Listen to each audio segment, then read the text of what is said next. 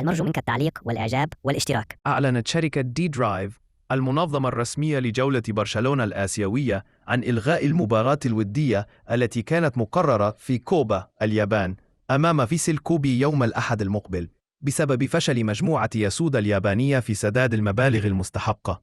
وفي بيان رسمي اتهمت دي درايف مجموعة ياسودا بارتكاب احتيال مقصود من خلال تقديم مستندات مزورة وادعاء تحويل الأموال دون إثبات، كما كشفت عن تسجيل صوتي يثبت تعمد عدم دفع المستحقات من قبل المدير التنفيذي لياسودا.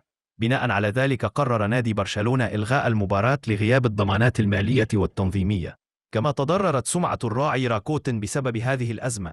من جهة أخرى أكدت دي درايف أن مباريات الجولة الكورية أمام سيول اف سي 31 يوليو ودايغو اف سي ستقام في موعدها مع ضمان التغطية المالية الكاملة.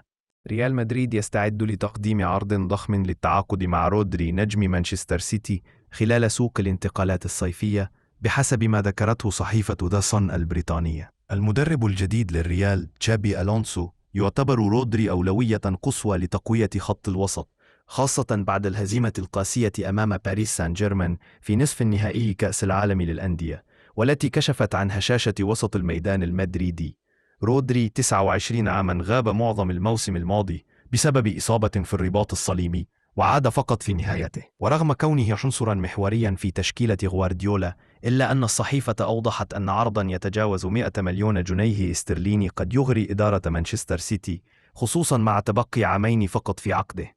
وأضافت الصحيفة أن اللاعب منفتح على العودة إلى إسبانيا، خاصة إذا تعلق الأمر بارتداء قميص ريال مدريد تحت قيادة نجم خط الوسط السابق تشابي ألونسو. برشلونة يواجه أزمة غير مسبوقة في مركز حراسة المرمى قبل انطلاق الموسم الجديد من الدوري الإسباني، رغم امتلاكه 4 حراس: تير شتيغن، تشيزني، خوان غارسيا، وإناكي بينيا، إلا أن الأخير هو الوحيد المسجل رسميا حتى الآن، وسيكون الحارس الأساسي في المباراة الافتتاحية ضد ريال مايوركا يوم 16 من الشهر المقبل. تير شتيغن يعاني من آلام مزمنة في الظهر وقد يخضع لجراحة تبعده 4 أشهر، ما قد يسمح للنادي باستخدام 80% من راتبه لتسجيل صفقات جديدة مثل راشفورد وخوان غارسيا.